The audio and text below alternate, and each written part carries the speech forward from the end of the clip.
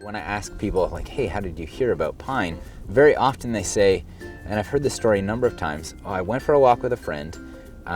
We were out in the park and their kids were running, up trees and being super creative, climbing, very in their body, very confident. And my child was afraid to leave the path. And I asked them, what happened? How did your children end up like this? And they said, oh, I've got to tell you about this cool organization. There's this great program that we go to called the p.i.n.e. Project. p.i.n.e.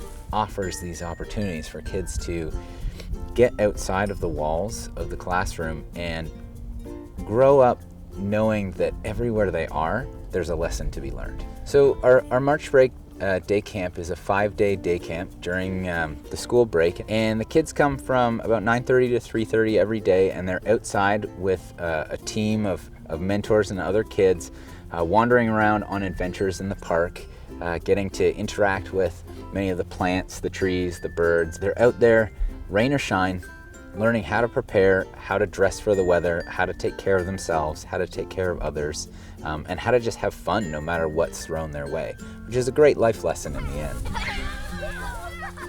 At our March break camp and many of our camps, we weave together the arts, a fantastical storyline, and nature education. So the kids are immersed in this 5-day long storyline, and they get to jump right in. It's very fun, very dramatic, very artistic, and also full of learning. When they go on a walk with their parents the next week, they'll be showing them the edible plants, they'll be showing them the toxic plants, they'll be showing them where the bird nest is, and telling them which birds make what sounds. And they know all these things, but they have no idea how they learned it. I think that's a great example of really high-level mentoring, is when the children are learning a ton and they're having fun and they have no idea that they're learning.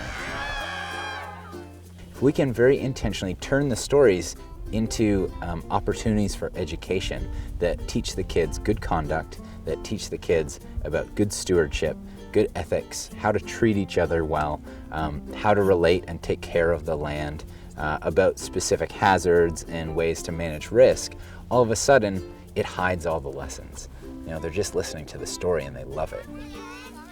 When I see kids come out of their basements, away from the video games, and they move into nature in a setting where the context is really inspiring and they're so excited to go on adventures and be in their bodies and learn, I see the kids take these incredible steps towards creativity, problem solving, overcoming obstacles, and just generally becoming more and more resilient.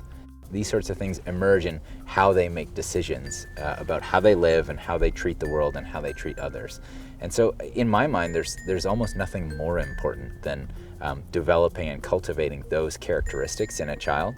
And nature is just the best place that I've found to do that.